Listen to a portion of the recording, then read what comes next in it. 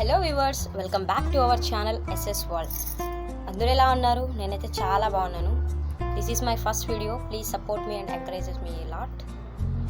So ఇవాళ మన topic ఏంటంటే ఉగాది.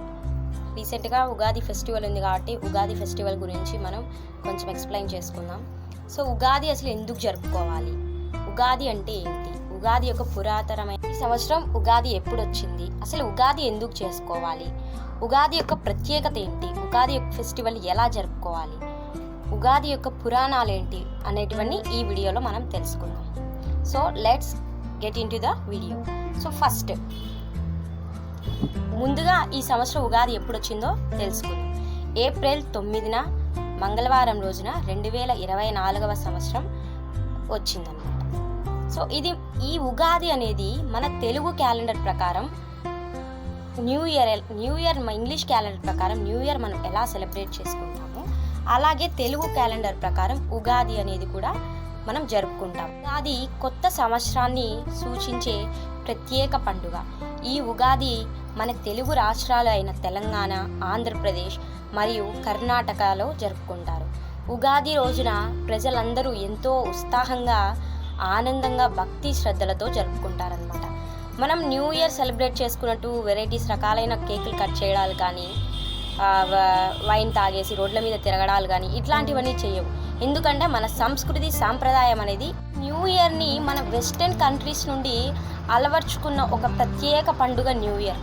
కానీ మన ఉగాది అనేది పురాతనమైన కాలం నుండి, ఎన్నో సంవత్సరాల నుండి కొత్త సంవత్సరానికి ఆరంభానికి కొత్తగా ఈ ఉగాదిని జరుపుకుంటాం అన్నమాట. సో పాశ్చాత్య దేశాల నుండి అలవర్చుకున్న న్యూ ఇయర్ కంటే మన సంస్కృతి సాంప్రదాయాలను గౌరవిస్తూ ప్రత్యేక భక్తి శ్రద్ధలతో ఉగాదిని జరుపుకుంటాం. దేవునికి దగ్గరగా ఉంటూ ఉగాది సెలబ్రేట్ చేసుకుంటామన్నమాట. ఈ ఉగాది రోజున ప్రజలందరూ ఎంతో భక్తి శ్రద్ధలతో ఉదయాన్నే లేచి తలంటు స్నానాలు చేసి భక్తి శ్రద్ధలతో దేవుని పూజ చేసి ప్రత్యేక వంటకాలైనటువంటి పిండి వంటలు, అలాగే రుచికరమైన ఉగాది పచ్చడిని చేసుకొని ఎంతో విలువలతో కూడిన, ఆప్యాయలతో కూడిన స్నేహ వాతావరణంతో ఈ పండుగని జరుపుకుంటారు.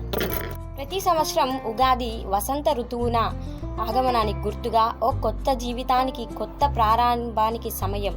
ఈ సంవత్సరం ఉగాది క్రోధీనామ సంవత్సరంగా పిలువబడుతుంది. అలాగే ఈ ఉగాది రోజున ప్రత్యేక వంటకాలు ఏం చేసుకుంటామంటే బెల్లంతో కూడిన బొబ్బట్లు, పానకం వంటివి చేస్తారు. అలాగే ఉగాది పచ్చడికి ఒక ప్రత్యేక స్థానం ఉంది. వాటిలో వాడే పదార్థాలైనటువంటి షట్ రుచుల సమ్మేళనం, అంటే 6 రుచుల కలయిక. ఈ 6 రుచులు మన యొక్క జీవితానికి సంకేతంగా చూపిస్తాయన్నమాట. 6 రుచులు అయినటువంటి కారం, చేదు, పులుపు, ఉప్పు, వగరు.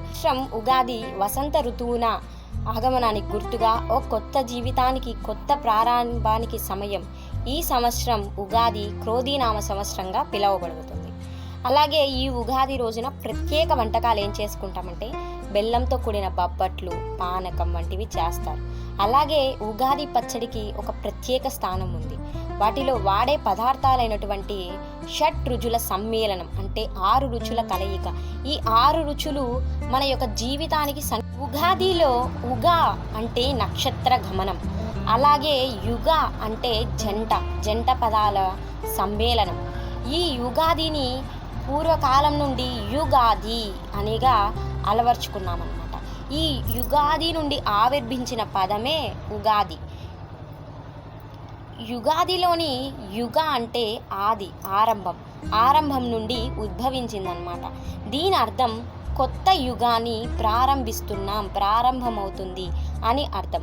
ఉగాది యొక్క పురాణాలలోకి వెళితే ఉగాది పండుగ యొక్క మూలానికి సంబంధించిన ఒక ప్రసిద్ధ పురాతన పురాణం ఒకటి తెలుసుకుందాం. బ్రహ్మదేవుడు ఈ ఉగాది రోజునే విశ్వాన్ని సృష్టించాడని నమ్ముతాం. ఆ తరువాత సమయాన్ని ట్రాక్ చేయడానికి రోజులు, వారాలు, నెలలు, ఇలా సంవత్సరాలు సృష్టించాడని నమ్ముతాం.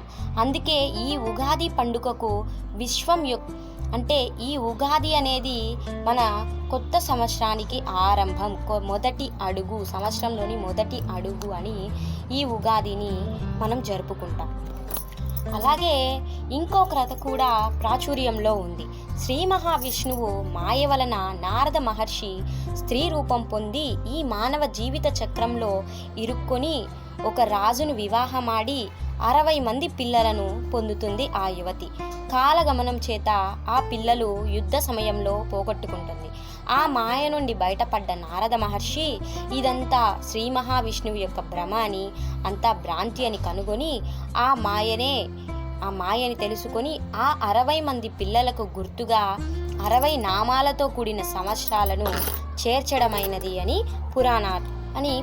అలాగే మన తెలుగు రాష్ట్రాలలో ఈ యుగాదిని ఉగాది అని, కర్ణాటకలో యుగాది గుడి పడ్వా అని, మహారాష్ట్రలో చౌతీ చంద్ అని, అలాగే మణిపూర్లో సాజిబ్ నోగ్మా అని ఇలా రకరకాల పేర్లతో పిలుచుకుంటారన్నమాట.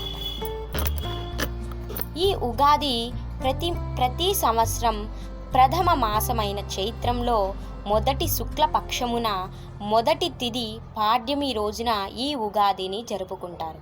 ఈ ఉగాది రోజున ప్రజలందరూ ధ్యానించవలసిన మంత్రం ఓం కాలాయ నమః అనే మంత్రాన్ని ఆ రోజు మొత్తం జపించాలి.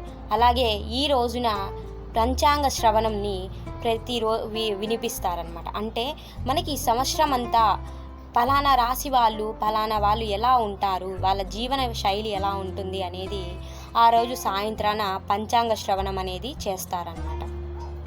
అంటే ఈ ఉగాది రోజున బెల్లం బొబ్బట్లు, పానకం ఇలా సైంటిఫిక్ రీజన్గా కూడా చూస్తే సమ్మర్ సీజన్లో ఈ ఉగాది వస్తుంది కాబట్టి ఒంటికి చలవ చేసే పదార్థాలు అంటే బెల్లంతో కూడిన పదార్థాలనే ఎక్కువగా చేసి ఆ ఉగాది రోజున తింటామన్నమాట. ప్రజలందరూ తింటారు. అలాగే ఎంతో ఫేమస్ అయినటువంటి ఉగాది రోజున పచ్చడి చేస్తాం.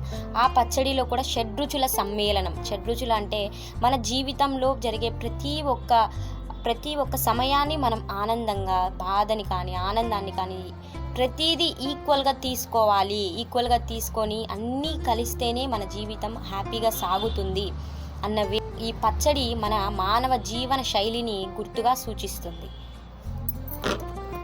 నాకు తెలిసిన ఎన్నో విషయాలని మీతో షేర్ చేసుకున్నందుకు థ్యాంక్స్ చెప్తున్నాను. ధన్యవాదాలు. Thanks for watching. Please support me, encourage me a lot. నేను మీకోసం మరిన్ని వీడియోలతో మరిన్ని విషయాలను మీకు తెలియపరచడానికి మీ ముందుకు వస్తూనే ఉంటాను. మీ Siddhu Sravs. Thanks for watching. Please like, share, subscribe channel SS World.